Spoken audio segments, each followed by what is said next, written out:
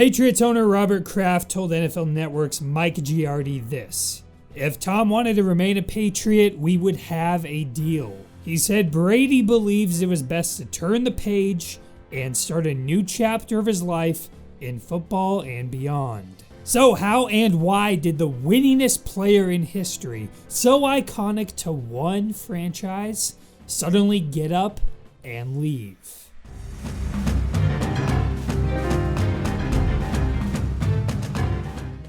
There are numerous points in the timeline where you could point to the beginning of the end. One of the major pieces occurred last year during Patriots training camp. New England didn't want to give Brady more years. They wanted him to be a year-to-year player. He was going to be a 43-year-old quarterback, and it's obvious Belichick was scared of a cliff. We know Brady has been able to delay that major drop-off in play more than any quarterback in history. But this is Bill Belichick. It doesn't matter who the player is. He wants them gone before the drop-off, not during the drop-off. That's why no matter how much he loves a player, or no matter how much a player has done for him and the franchise, he always wants to be ahead of the curve. That's how he operates. We've seen it with Randy Moss. We've seen it with Richard Seymour, Wes Welker, Adam Vinatieri. The list goes on and on. But maybe most importantly, we saw it with Drew Bledsoe. Belichick did want to keep Brady, but he didn't want to be left on the hook if something bad happened. So his goals were to keep the years at a minimum and the pay done through bonuses. Brady, on the other hand, wanted security and respect, meaning more years and more money, but I think it was mainly more years. He wanted them to believe he could play until that golden age of 45. Tom Curran, a well-connected Patriots insider, wrote, "Before the 2019 season, it took Brady seriously considering walking out of training camp before the Patriots gave him a raise and agreed to remove the franchise tag for 2020. Brady didn't want the franchise tag on him because he didn't want to be stuck in a year-to-year situation. He wanted that security and respect. Like two sides normally must do in a deal, they met in the middle and decided to give Brady freedom for the 2020 offseason. And around came the 2020 offseason.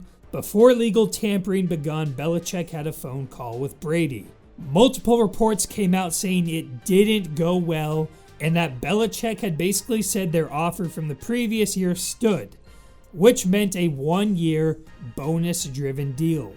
I think this was another major turning point in the story. When you listen to Brady and Kraft after the Pats season ended, it really sounded like he was coming back. So when the reports started coming out about a phone call going poorly or Jeff Darlington saying on ESPN that he would be shocked if Brady went back to New England, from the outside it was just hard to believe. But these reports continued one after another. Then the Monday where legal tampering officially began. OddsShark suddenly switched the Brady free agency odds to favor the Buccaneers over the Patriots. And that's when I personally started to think that this was actually going to happen. Follow the money, they say. Maybe it was obvious all along. He did put his Boston house up for sale months ago. Even Robert Kraft has since reflected on this, telling Giardi, "When you think about it, he sold his house, enrolled his kids in school and other places, and then proceeded to say the Patriots would have made a deal." And I don't think the Patriots' first day of free agency helped at all. Brady watched as two key pieces on defense left, with Kyle Van Noy going to the Dolphins and Jamie Collins going to the Lions. And star receivers getting moved around the league like DeAndre Hopkins and Stephon Diggs, while the Patriots just sat there in cap space limbo. It was pretty much a guarantee for them to return with a worse team than the wild card round eliminated one they put out last year. That same day, Brady was out listening to offers from the Bucs and Chargers and who knows who else.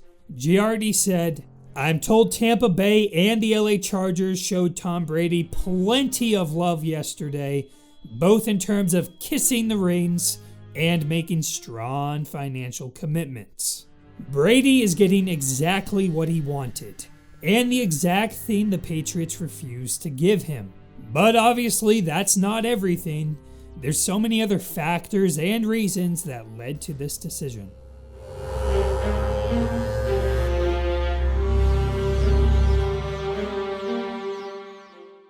Last year, the Patriots receivers were absolutely terrible at getting any separation, and here are the numbers to prove it.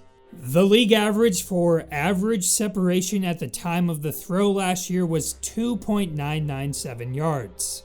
Julian Edelman, Tom Brady's right-hand man and the Patriots' #1 receiver, was below league average. He stood at 2.82, which ranked him 106th in the entire NFL. Mohamed Sanu, who the Patriots spent a second-round pick to go and get, was at 2.77, which ranked 112th. Sanu was battling an ankle injury for most of his time with the Patriots, so he should improve, but it just adds extra salt in the wound to how bad last year was for this receiving core.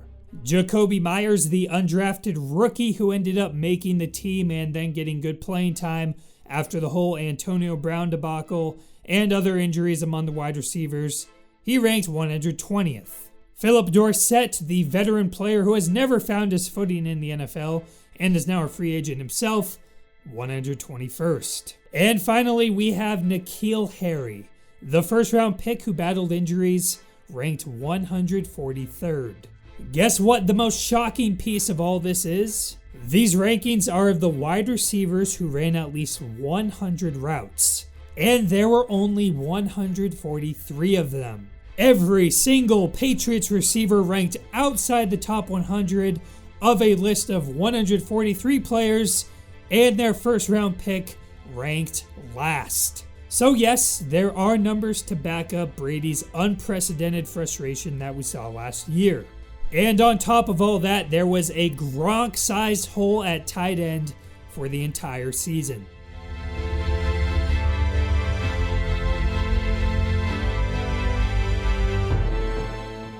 Remember when Tom Brady once offered Antonio Brown to live in his house with Giselle and the kids? Then when AB was released from the Patriots, Brady was all over Instagram giving him the heart emojis.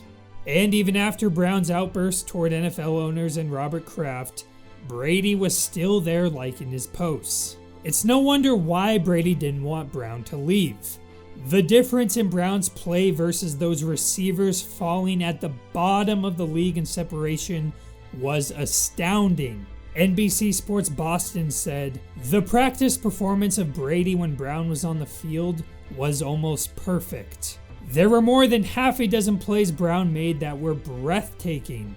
He was beyond anything Brady ever worked with." Brady was trying to help Brown stabilize. He disagrees with the business decision made by Robert Kraft to jettison Brown. And according to other reports, Belichick disagreed with the decision too. So now Brady basically has problems with both of the major parties in his contract extension. Belichick won't give him the contract he wants, and Kraft is taking away the player he wants.